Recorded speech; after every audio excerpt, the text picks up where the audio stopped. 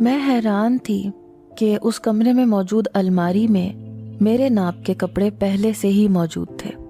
ایک بار میں نہا رہی تھی کہ جب میری نظر واش روم کے روشن دان پر پڑی۔ وہ کافی بڑا تھا، اس کے اندر سے بآسانی باہر نکلا جا سکتا تھا۔ میں نے سوچا کہ رات کو میں یہاں سے باہر نکل کر بھاگنے کی کوشش کروں گی۔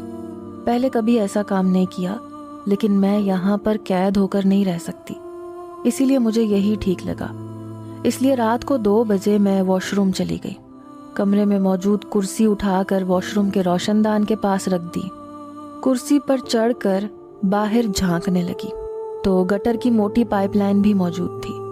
میں بڑی آسانی سے نیچے اتر سکتی تھی۔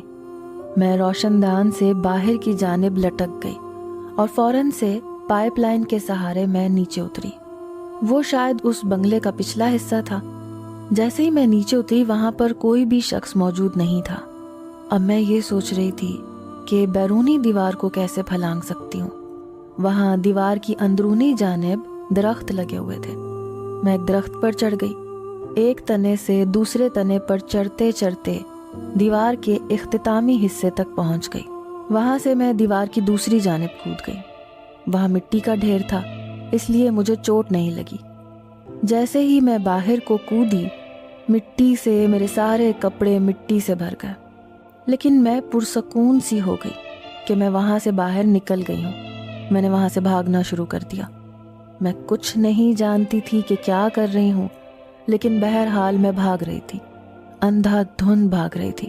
بھاگتے بھاگتے میں تھک چکی تھی، میرے پاؤں شل ہو چکے تھے، لیکن مجھے کہیں بھی کوئی راستہ سمجھ میں نہیں آ رہا تھا۔ ایسا لگتا تھا کوئی بھی گاڑی بھی نظر نہیں آ رہی تھی کہ میں کسی سے لفٹ لے کر چلی جاتی۔ پتہ نہیں وہ مجھے کہاں لے آیا تھا، آبادی سے بہت دور لگ رہا تھا۔ میں سڑک کے کنارے کھڑی ہو کر لمبے لمبے سانس لینے لگی۔ دور سے مجھے گاڑی کی روشنی دکھائی دینے لگی۔ میں نے شکر کیا۔ میں فوراً سے سڑک کے بیچوں بیچ کھڑی ہو کر اپنے دونوں ہاتھ اوپر کر کے اس گاڑی کو روکنے لگی۔ وہ ایک جیپ تھی۔ جیسے ہی وہ میرے پاس آ کر کھڑی ہوئی، اس جیپ میں بیٹھے شخص کو دیکھ کر میرے ہوش اڑ گئے۔ وہ وہی نوجوان تھا، مجھے بڑے غصے سے دیکھ رہا تھا۔ اسے دیکھ کر میں نے بھاگنے کی کوشش کی تھی۔ غصے سے اس نے میری کلائی پکڑی، کہنے لگا بہت شوق ہے تمہیں بھاگنے کا، آج میں تمہارا یہ شوق بھی پورا کر دوں گا۔